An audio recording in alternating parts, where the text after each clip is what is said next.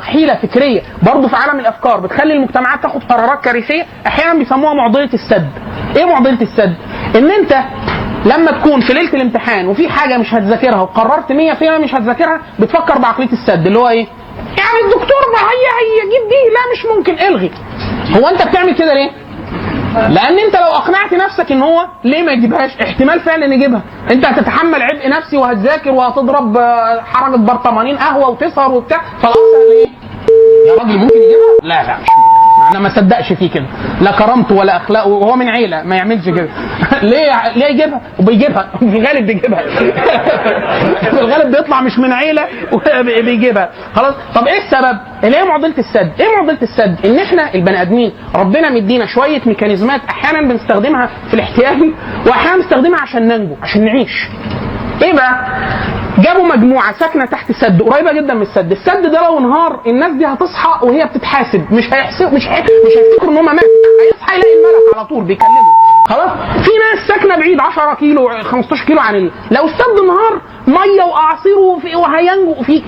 يسالوا الناس اللي ساكنه قريب من السد، والسد لو ينهار هيموتوا على طول، السد ممكن ينهار. يقول يا راجل ينهار ايه؟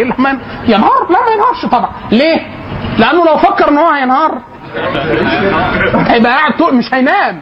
عشان كده دايما يقول لك في الحروب الانسان كان متكيف. يعني ايه كان متكيف؟ اول ما احنا بنبقى مرفهين ومراوح وبتاع وكنتاكي ومش عارف، اول ما يخش الجيش ولا يروح حاجه صعبه ولا مش عارف، تلاقيه ايه؟ مفيش دوره ميه، لانه اكتشف ان مفيش دوره الميه، هي دوره ميه اسم مجازي، ما فيهاش ميه، هي دوره بس. وصحراء والعوده الى الطبيعه وانسان الكهف، فبايه؟ يقول لك مفيش اكل ومفيش دوره ميه ومفيش بيقعد بقى ايه؟ يتخلى عن رفاهيات كتير، ولو مفيش خلاص، ومفيش نوم ومفيش بطانيه، وعاد العقربه تعدي عليك وانت ما يحصلش حاجه، وايه السحليه ايه مطهره، هي مش هتنقض الوضوء. اسئله بقى كتير بتعديها زي ايه الميكانيزمات دي؟ ان انت لو ما عملتش كده مش هتنام، ولو ما نمتش هتموت، لو ما نمتش فلازم تنام. لما بتيجي في حرب وقاعد في حطة خندق وبتاع، ايه احتماليه ان تنزل عليك دانه؟ ممكن. انت بتعمل ايه؟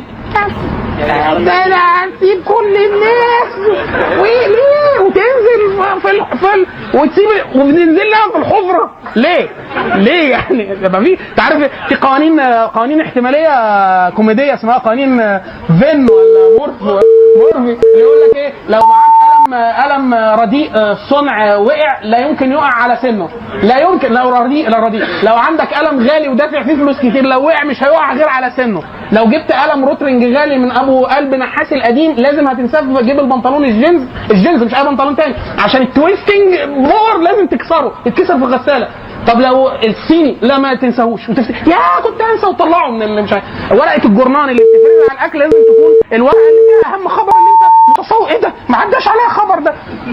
الكتاب اللي هترميه اهم كتاب عندك، وهكذا. دي قوانين احتماليه مضحكه بس فيها قدر كبير من اللي احنا بنقابله في الحياه الحقيقيه. في كتاب فايت كلاب نادي القتال كان في جمله لطيفه جدا انا بحبها بصراحه: نحن الابناء الاواسط للتاريخ، لا عندنا احلام كبيره ولا عندنا قضايا كبرى ولا عندنا خيبات كبرى، احباطاتنا مش معترف بيها، احباطات الجيل الحالي من الشباب، الخذلان وخيبات الامل الكثيره جدا جدا، سقوط الكثير جدا من الرموز، حاله التنوع الضخم اللي حصل في الافكار والايديولوجيات، وحاله الاستقطاب مخليه الشباب للامانه بيتحسسوا اي حد يدي لما يحدث معنا، يديهم شفره يفكوا بيها اللي بيجرى جواهم. حد يجي يقول لك والله اللي انت بتمر بيه ده هو كذا كذا كذا، انت لا بتدلع ولا انت مشتت ومش راجل بما فيه الكفايه ولا انت اركز، ده اسمه ADHD. يا سلام، يعني احنا بنتكلم في 30-40% من المعاناه بتخفت بمجرد ايه ده، هو ده لي توصيف؟ ايه ده، هو انا مش لوحدي؟